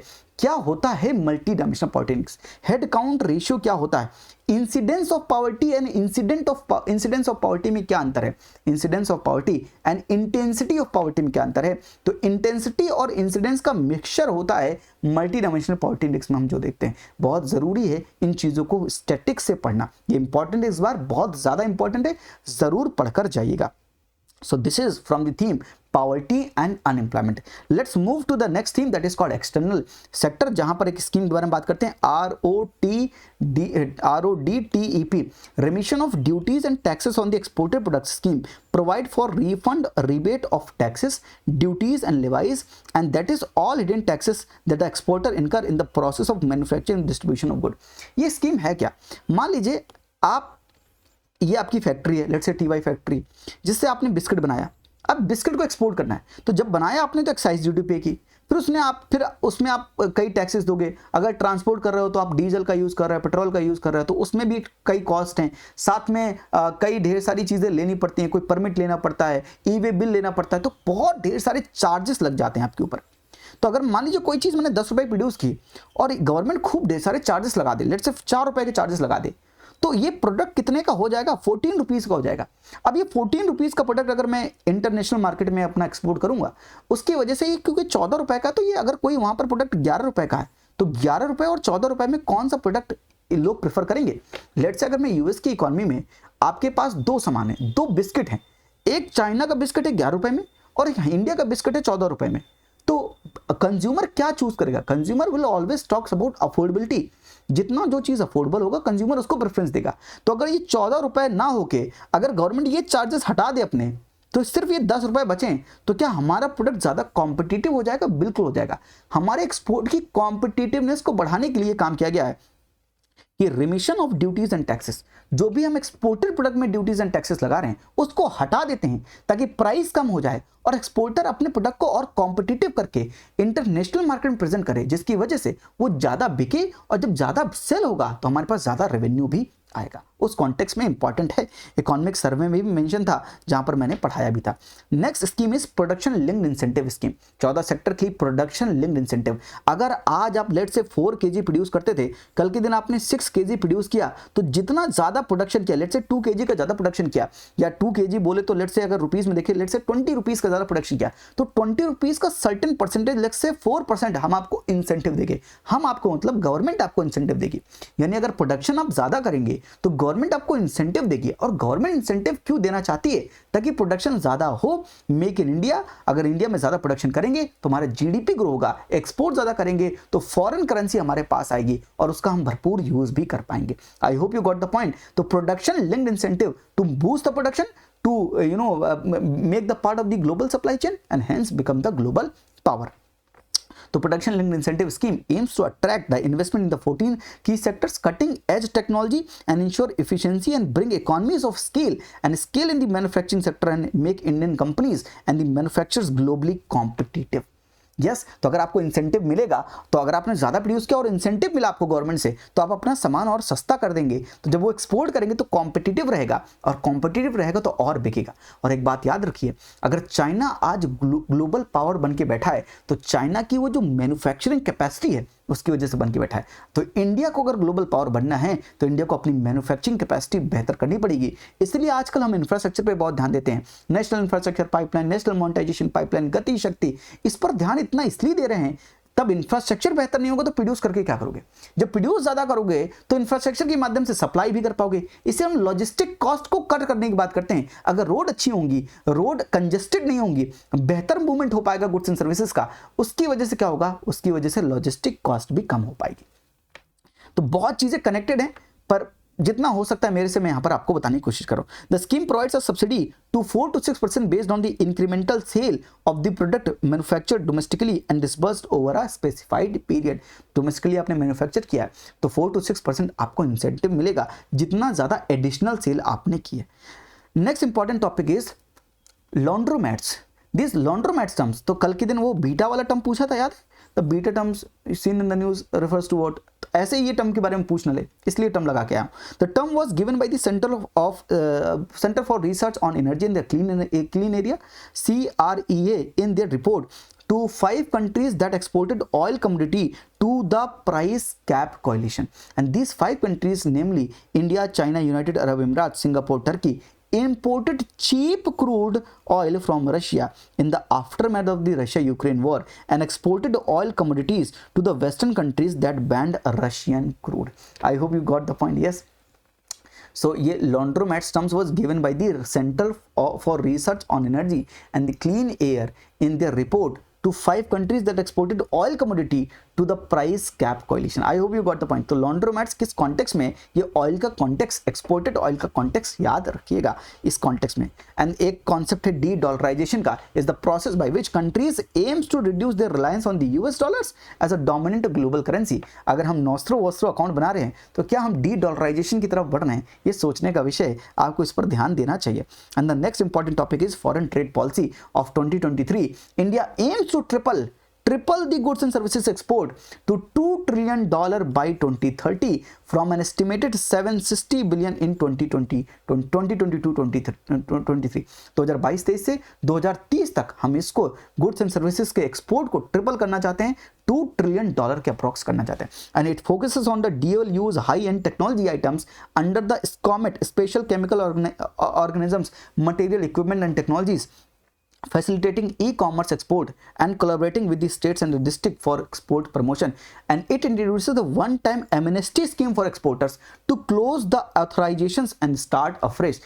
It introduced the town for a sport excellence, town of export excellence scheme and status holder scheme, a scheme of duty exemption such as advance authorization, duty free import authorization will continue, and it extend all export benefit to e-commerce overseas shipment, which is targeted to grow to $200 to $300 billion annually by 2030, and plans to create hub for such export with designated zones for warehousing, including activities like repackaging, labeling, etc. etc. So this is foreign trade policy of 2023, जिसके की pillars हैं incentive to remission, ease of doing business को promote करना, export promotion initiatives, boost manufacturing, facilitate e commerce export, facilitate export from the district, याद है, one district one product, and streamlining the SCOMET policy. SCOMET policy जो मैंने आपको बताया यहाँ पर, SCOMET special chemical organisms, material, equipment and technologies, इन policies को हमको क्या करना है, स्ट्रीमलाइन करना है। So this is our foreign trade policy of 2023।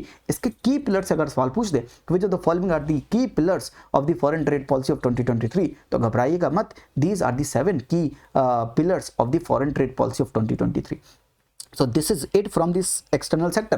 Let's move to the agriculture and allied sector. याद है नाइजर सीड के बारे में सवाल पूछा था, तो बेसिक में MSP क्या होता है, फसल बीमा योजना क्या है, कृषि सिंचाई योजना क्या है, पर ड्रॉप मोर क्रॉप, वो जो स्कीम में मैंने आपको चीज़ें बताई भी थी एग्रीकल्चर सेक्टर से, वो सब कुछ इंपॉर्टेंट है, उनको ज़रूर पढ़िएगा।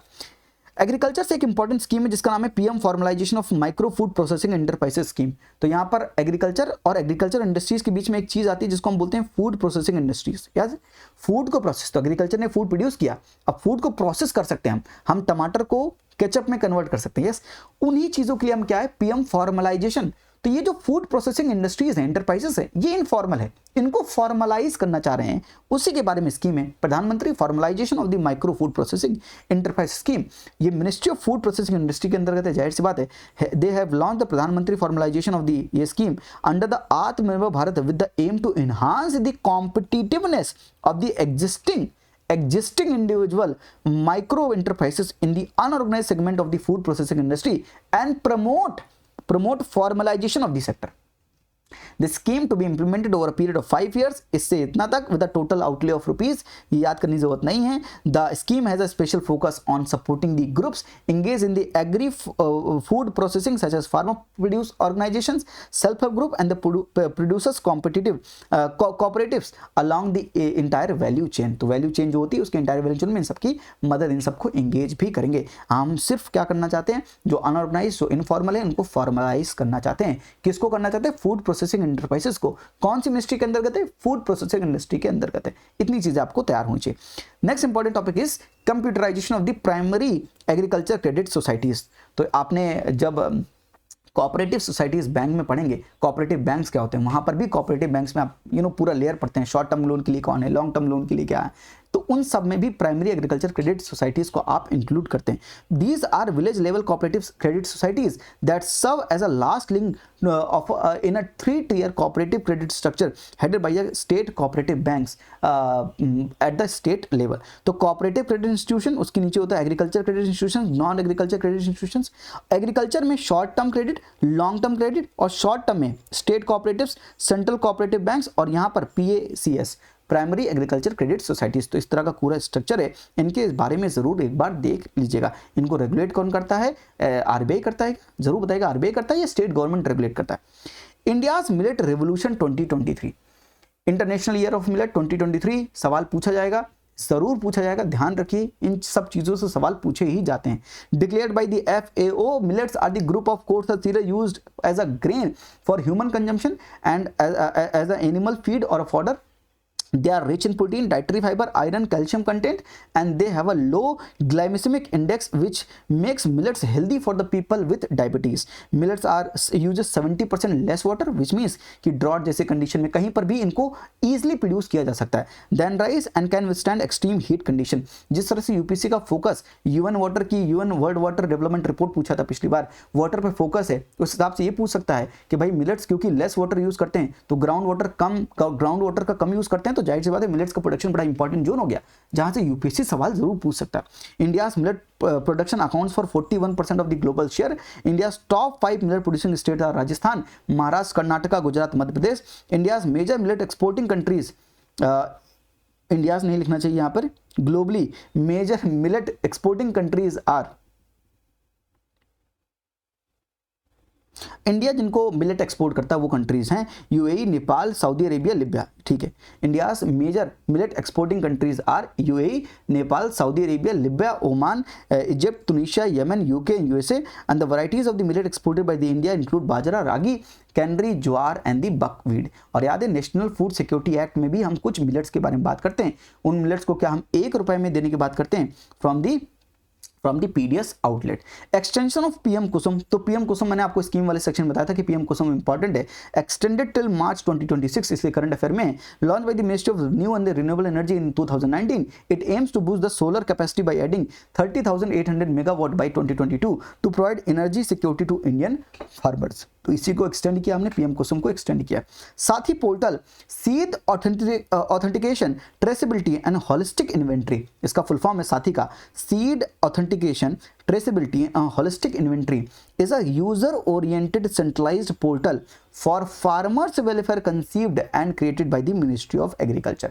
तो कौन सी मिनिस्ट्री ने क्या है ये पता होना चाहिए, in partnership with the national informatic centre. साथ ही provide the holistic information of the seed through the automation of the entire seed supply chain from seed production to certification, licensing, seed inventory and the sale of the seed to seed growers by certifying dealers and includes the ability to trace seed also, इसलिए उसके नाम में traceability भी है। and seed authenticity can be traced through QR code system। seed authentication certification is voluntary but seed labeling is compulsory in India। ये सब चीजें याद रखिएगा, कुछ चीजों से सवाल पूछ लेता कि ये सब चीजें कंपलसरी हैं, ऐसा करके वर्ड डाल के आपसे सवाल पूछ ले, तो ध्यान रखिएगा। सीड सर्टिफिकेशन एग्जाम में आ गया तो यही वीडियो मैं आपको दिखा रहा हूँ कि देखो बताया भी था, आपने देखा नहीं, सुना नहीं। Zero budget natural farming environment के कॉन्टेक्स्ट बड़ा इंपॉर्टेंट है। Report on the benefit of the zero natural budget farming in Andhra Pradesh, जिसकी वजह से करंट अफेयर में और उसकी वजह से सवाल पूछा जा सकता है। ये रिपोर्ट क्या बोलती है? It has been observed that the yield for conventional treatment was high in the first season and gradually reduced till the third season, whereas the organic and the zero budget natural farming mean yield increases slightly throughout the 3 seasons। तो यहाँ पर zero budget natural farming और organic farming करने से जो yield है हमारी 3 season में स्लाइटली बढ़ रही है। तो ये अच्छी खबर है जिसकी वजह से न्यूज़ में भी है, इसको जरूर पढ़िएगा। साथ में पीएम किसान स्कीम जिसके बारे में मैंने आपको बताया था, it is central sector scheme with 100% funding from the government of India. Under the scheme income support of the 6,000 rupees per year in the 3 equal instalment will be provided to all eligible land holding farmer families and the fund will be directly transfer to the bank accounts of the beneficiary through direct benefit transfer. तो PM Kisan क्योंकि farmer stress में है, 86% of the farmers are the small and marginal farmers, जिसकी वजह से उनको income support की जरूरत है और इसीलिए पीएम किसान स्कीम एक इंपॉर्टेंट स्कीम है जो इस एग्जामिनेशन के पर्सपेक्टिव से इंपॉर्टेंट हो सकती है। So agriculture and the allied sector यहां पर हमारा कंप्लीट होता है। Next important theme is industries, entrepreneurship and the innovation. Index of industrial production जरूर पढ़िएगा। India's factory output growth based on the index of industrial production rose to 14 month high of 10.3% in August. Index of industrial production बेहतर हो रहा है, इसलिए सवाल आपसे पूछा जा सकता है। साथ में दो चीजों के बीच का डिफरेंस पूछ सकता है कि what is the difference between index of industrial production and the purchasing manager index. देखिए ये जो होता है index of industrial production, it tracks the actual production, whereas purchasing manager index do not track the actual production. They cover both private sector and the PSUs. They only covers 500 private sector companies. पर index of industrial production covers only manufacturing sector, ये दोनों cover करते हैं manufacturing and the service sector. This is more comprehensive than the PMI, less comprehensive since it covers only the private companies, yes, used for GDP calculation to account for the unorganized sector and it is not used for the GDP calculation। तो ये कुछ चीजें हैं, कुछ important pointers है जो आप पढ़कर जा सकते हैं जो एग्जामिनेशन में आपको मदद करेंगे। Yes, so this is the important topic from the agriculture, from the industries, entrepreneurship and innovation. Next important theme is insolvency in bankruptcy code, जिसके बारे में आपको बता चुका हूं। Steel production India, India is the second largest producer of the steel globally and stand as a net exporter. तो steel एक important zone है, एक स्टील इंपॉर्टेंट एरिया है जहां से कुछ चीजें मैंने आपको लगा के दी है पर इतना इंपॉर्टेंट नहीं है, बस ये थोड़ा सा न्यूज में था इसलिए मैंने आपको बता दिया। तो क्रूड स्टील की कैपेसिटी कितनी है हमारे पास, इंक्रीज हो रहा है, 46% का इंक्रीज है 2014 से 2022-23 में। क्रूड स्टील प्रोडक्शन में भी 42% का इंक्रीज है, कंजम्पशन में 57% का इंक्रीज है एंड पर कैपिटल स्टील कंजम्पशन हमारा 43% रोज हुआ है। तो ये सारी चीजें बढ़ी हैं, उस कॉन्टेक्स्ट में स्टील प्रोडक्शन के बारे में सवाल पूछ सकता है। एमएसएमई परफॉर्मेंस इंडेक्स, तो एमएसएमई बड़ा इंपॉर्टेंट जोन है। 2023 में सवाल पूछा था एमएसएमई से, किसको एमएसएमई कहेंगे, याद है आपको? तो माइक्रो है कि स्मॉल है कि मीडियम है, डिपेंड करता है कि उनमें इन्वेस्टमेंट कैसा है और टर्नओवर कितना है। टर्नओवर मतलब टोटल से इन्वेस्टमेंट मतलब जितना पैसा आप डालते हैं। यस, तो अगर 1 करोड़ इन्वेस्टमेंट है, 5 करोड़ का टर्नओवर है up to, then it is a micro. Small होने के लिए less than 10 crore and less than 50 crore then small, and medium के लिए 50 crore and 250 crore then medium. इसी के ऊपर यूपीएससी ने सवाल भी पूछा था और बहुत ही आसान सवाल था, इतना डिफिकल्ट सवाल भी नहीं था।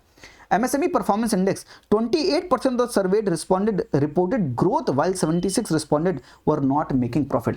तो अगर MSME की परफॉर्मेंस के बारे में बात करें तो जिनको हमने सर्वे किया उन्होंने जो रिस्पॉन्ड किया तो 28% लोगों ने बोला कि हाँ ग्रोथ हो रही है, लेकिन 76% ने बोला कि they are not making profit, वो प्रॉफिट बना नहीं पा रहे हैं।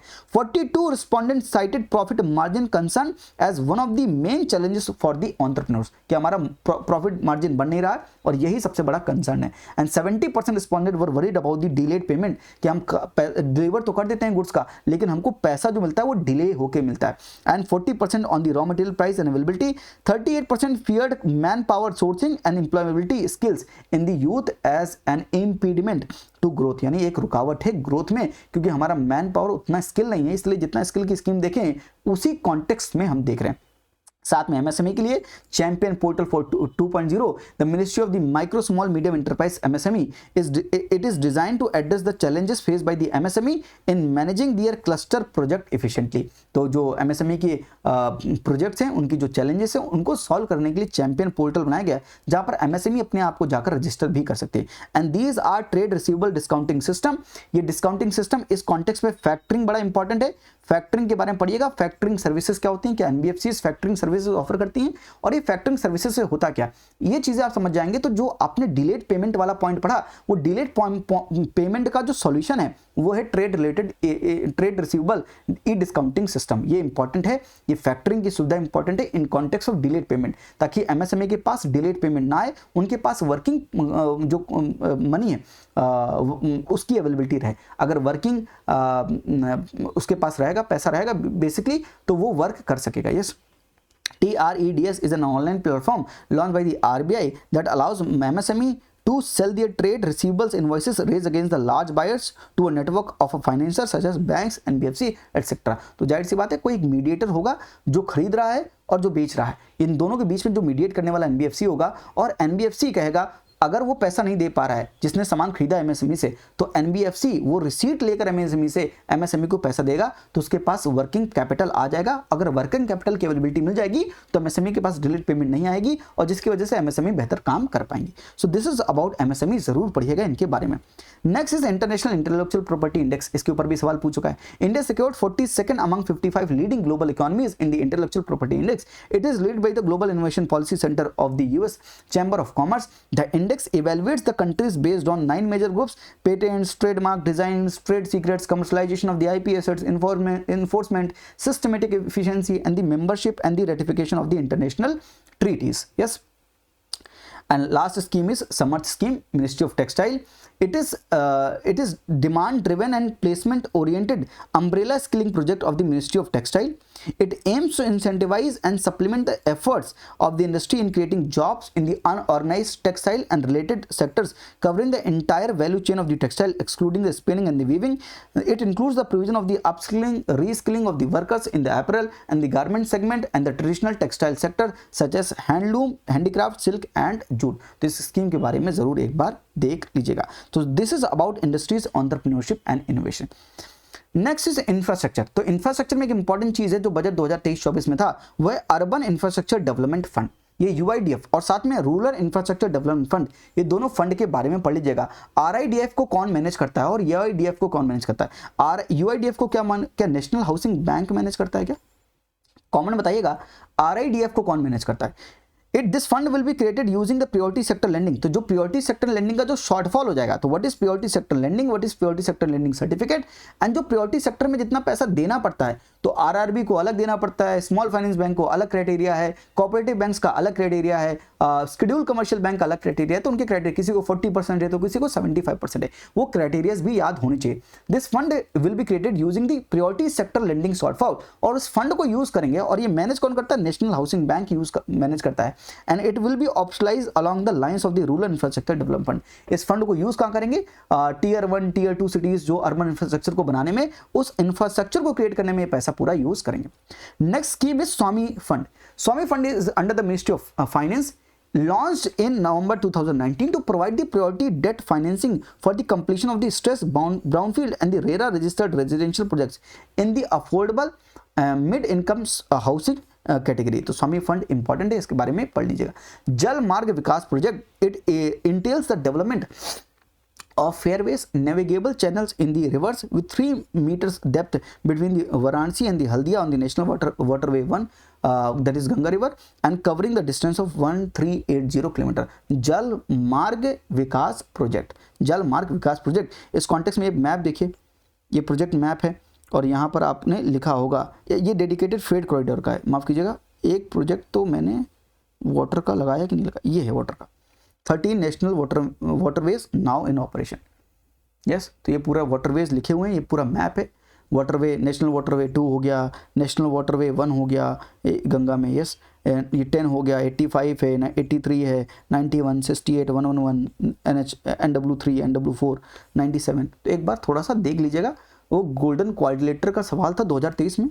अगर गोल्डन क्वाड्रिलेटर पूछ सकते हैं तो मैं ये भी पूछ सकते हैं, इसलिए मैंने आपके लिए लगाया। आपको लगेगा सर ये क्यों दिखा रहे, बस उसी कॉन्टेक्स्ट में दिखा रहा था। Infrastructure finance companies, RBI has granted infrastructure finance company status to IREDA। IREDA को ये स्टेटस मिल गया है, and they are non deposit accepting loan companies that have a minimum 75% of the total assets of the company deployed as a infrastructure loan. तो जितना भी पैसा आएगा वो पैसा कहाँ पर देते हैं? इंफ्रास्ट्रक्चर को फाइनेंस करते हैं। इंफ्रास्ट्रक्चर सेक्टर एक ऐसा सेक्टर है जहाँ पर बहुत पैसे की जरूरत पड़ती है, and for a longer tenure पड़ती है। तो लंबे समय के लिए ज़्यादा पैसे की जरूरत पड़ती है इनके लिए फाइनेंस हो सके तभी तो इंफ्रास्ट्रक्चर डेवलप हो सकेगा। इसीलिए इरीडा को IFC स्टेटस RBI ने ग्रांट किया है। तो करंट अफेयर के कॉन्टेक्स्ट में they are also required to have a minimum net worth of 300 crores and CRAR at least 15%, at 15% with tier 1 capital at 10%। तो 15% का इनके पास कैपिटल एडुकेशन रेशियो होना चाहिए, उस 15% में 10% tier 1 कैपिटल होना चाहिए and minimum credit rating of A। तो कम से कम A क्रेडिट रेटिंग होनी चाहिए, जैसे आपको ग्रेड मिलते थे ना A+, B+, ऐसी A क्रेडिट रेटिंग होनी चाहिए इनकी, तब जाकर सब काम बन पाएगा। Yes, national bank for financing infrastructure and development. तो डेवलपमेंट फाइनेंशियल इंस्टीट्यूशन एक इंपॉर्टेंट जोन है। क्या ये ऑल इंडिया फाइनेंशियल सर्विसेज है? ये करेंगे क्या? ये क्या इंफ्रास्ट्रक्चर को फाइनेंस करने के लिए बनाई गई है? क्या ये डेवलपमेंट करने के लिए बनाई गई है? तो इसका दोनों ऑब्जेक्टिव है, इंफ्रास्ट्रक्चर को डेवलप करना, फाइनेंस करना और डेवलपमेंट में भी पार्टिसिपेट करना। It is set up as a principal development financial institution for financing the infrastructure. ये बड़ा इंपॉर्टेंट है। जिस कॉन्टेक्स्ट में हम नेशनल इंफ्रास्ट्रक्चर पाइपलाइन देखते हैं, national infrastructure pipeline 111 lakh crore रुपए लगाने, ये पैसा आएगा कहां से? तो कहीं ना कहीं national bank for financing infrastructure and development, ये DFI हेल्प करेगा वो पैसा मोबिलाइज करने में। पोर्ट्स एंड शिपिंग 2023 में पोर्ट से सवाल पूछा था। Jawaharlal Nehru port trust account for around 50% of the total containerised cargo volume across the major ports of the India. तो मेजर पोर्ट्स पढ़ लीजिएगा। साथ में लॉजिस्टिक परफॉर्मेंस इंडेक्स इंपॉर्टेंट है। It is a benchmark tool to help countries identifying the challenges and the opportunity they face in the performance of the trade and the trade logistics and what they can do to improve their performance. And it is a combination of the weighted average of the country's scores on the 6 key dimension: custom make performance कैसी है, infrastructure की quality कैसी है, ease of arranging shipments, logistic service quality, consignment tracking and the timeless of the tracing and the timeliness of shipments। कभी कभी इतना बोलते बोलते माफ कीजिएगा फंबल भी हो जाता। Next important scheme is project smart. Station area development along the Mumbai-Ahmedabad high-speed rail SMART project envisages to develop the surrounding areas of the Mumbai-Ahmedabad high-speed railway stations to enhance the accessibility and the convenience of commuters and other stakeholders and to promote the economic activities in the vicinity of the station area। And next is कवच system जो हम railway में लगाएंगे। It is indigenously, ये important word है, developed automatic train protection system by the research design and standard organisation RDSO in the collaboration with the Indian industries। It is meant to provide the protection by the preventing train from passing the signal at the red signal and avoiding collision। तो ये automatic काम कर लेते हैं। अगर red signal है तो आगे बढ़ती नहीं train. If red signal is jumped then the two trains come face to face on the same line and the technology automated takes over and applies a sudden brake लगा के train रोक देते हैं, तो वो दुर्घटना जो होती है वो हो नहीं पाती। तो Kavach system to protect us. Yes, BharatNet project. The BharatNet project aims to provide the broadband connection to all 2.5 lakh gram panchayats through optical fibers। The project is funded by the Universal Science Obligation Fund। ये BharatNet project important है in context of the digital India। Logistic ease across different state leads 2023 reports। Again important है, released by the Ministry of Commerce and Industry। ये याद रखिएगा कौन issue करता है, कौन रिलीज करता है, क्योंकि ऐसे सवाल पहला स्टेटमेंट ऐसा ही फ्रेम करते हैं। It is annual assessment of the logistic performance across state and UTs and undertaken annually since 2018। LEADS was conceived on the lines of the world bank logistic performance index. तो world bank का एक logistic performance index है, उसी के line पर हमने lead scheme को लाया है। The report assesses the state performance based on pan India survey across key pillars of the logistic infrastructure, logistic service, operating and regulatory environment। इन सब के बेसिस पर सबको रैंकिंग दी जाती है। And last is Vizhinjam projects आप पढ़ लीजिएगा, ठीक है। Located near Thiruvananthapuram, it is India's first deep water transshipment sea port, ठीक है, इसको याद रखिएगा। So this is from infrastructure sector.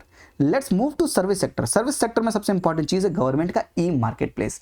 M to increase the procurement of the goods and services through GeM portal to facilitate online procurement of common use goods and services required by various government organisation and PSUs, and this is under the ministry of Commerce। This is under the Ministry of Commerce।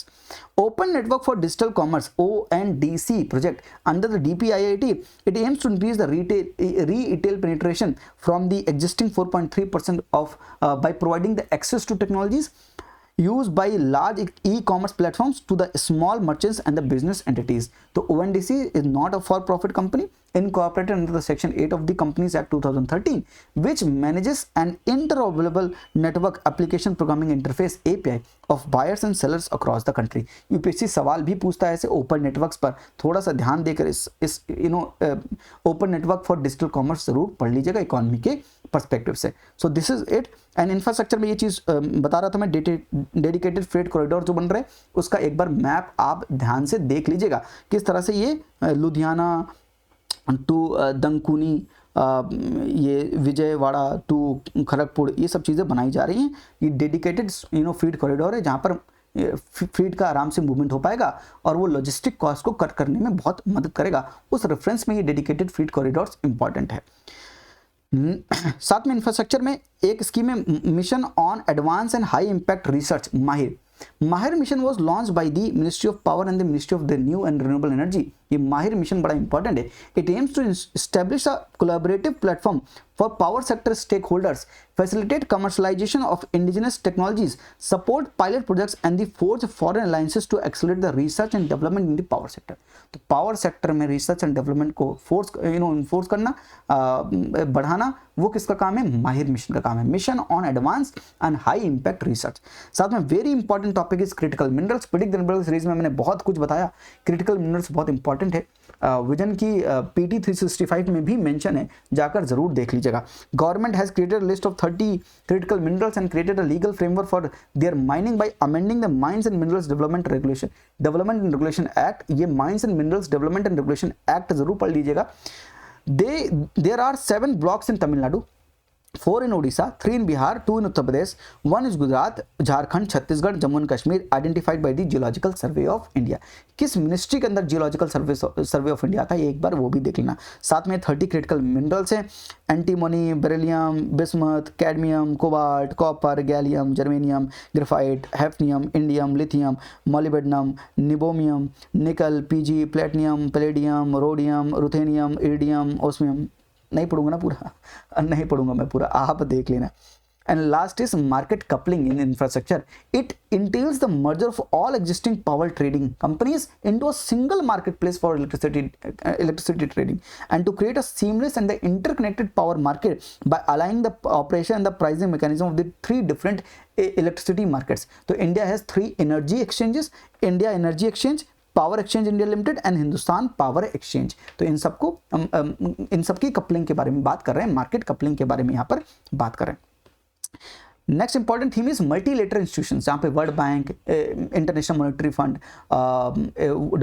WTO world trade organisation, ये चीज़ें important है, इनके बारे में जरूर पढ़ लीजिएगा. Logistic performance index 2023, यहाँ पर इंडिया की रैंक आई है 38 amongst 139 Nations in the world banks logistic performance index. तो वर्ल्ड बैंक का एक इंडेक्स है लॉजिस्टिक परफॉर्मेंस इंडेक्स, उसी की बेसिस पर हमने लीड स्कीम अभी देखी थी 2023 की, याद रखिए, इसी के बेसिस पर बनाई गई.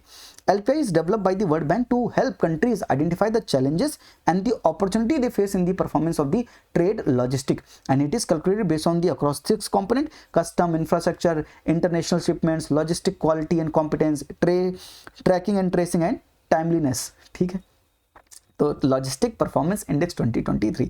And reglobalisation, the idea of reglobalization promotes the enhancement and the broadening of the international trade and economic integration. It aims to create more inclusive, secure and sustainable form of globalization, highlighting the importance of addressing current global challenges like geopolitical tensions, economic inequality and climate change through increased collaboration, trade integration among Nations. And last theme is miscellaneous, जहां पर आप पढ़ेंगे secondary market के बारे में. ये मैं वैसे कैपिटल मार्केट में सजेस्ट करता हूं, पर मैंने अलग से भी लिख दिया ताकि थोड़ा सा याद रहे आपको. सेकेंडरी मार्केट क्या होता है, प्राइमरी मार्केट क्या होता है, IPO क्या होता है, FPO क्या होता है, ये सब कैपिटल मार्केट का पार्ट है, जरा थोड़ा सा देख लीजिएगा. साथ में लीगल एंटिटी आइडेंटिफायर क्या होता है, डिसजॉर्जमेंट क्या होता है. अगर ये पूछे डिसजॉर्जमेंट इनमें से कौन सा आंसर है, it is a process through which SEBI retrieves illegal gains made by the market participant through the fraudulent means. ये मुझे कैपिटल मार्केट में लिखना था पर वहां पर ज्यादा, तो यहां पर यस. साथ में लेबर फोर्स पार्टिसिपेशन से एक चीज यहां पर देखिए, Claudia Goldin's U curve, Nobel prize 2023 economics winner, Claudia Goldin's U curve. ये यू कर्व है क्या, ये डेमोन्स्ट्रेट करता है कि there is no historically consistent correlation between economic growth and women participation in the labour force.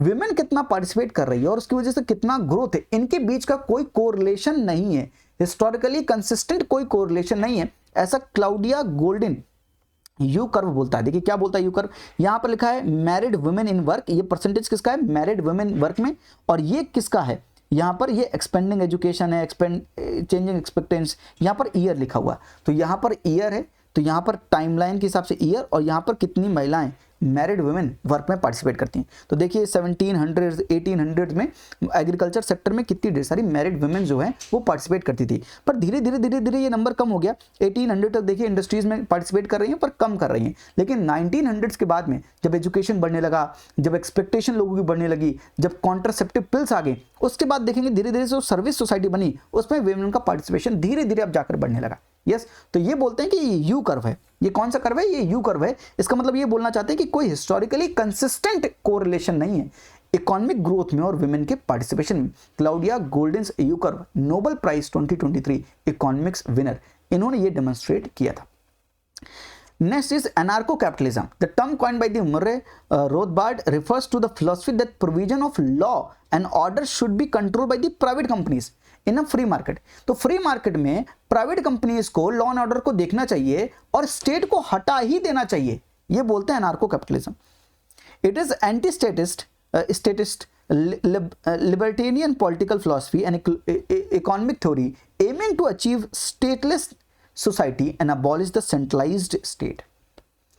And साथ में inferior goods, Giffen goods, Veblen goods, इनके बारे में जरूर पड़ेगा। मोनोपोलिस्टिक कंपटीशन क्या होता है, मोनोपोली क्या होती है, ओलिगोपोली क्या होती है, ये इंपॉर्टेंट है। प्राइस इलास्टिसिटी क्या होती है, ये टॉपिक्स इंपॉर्टेंट है, मैं पहले भी बता चुका हूँ। Inferior goods describe the good whose demand drops when the person's income increase. तो इंफीरियर गुड कौन होते हैं, अगर आपकी इनकम बढ़ रही है तो आप उन गुड्स को प्रेफर नहीं करते, तो उनकी डिमांड जो है कम हो जाती है।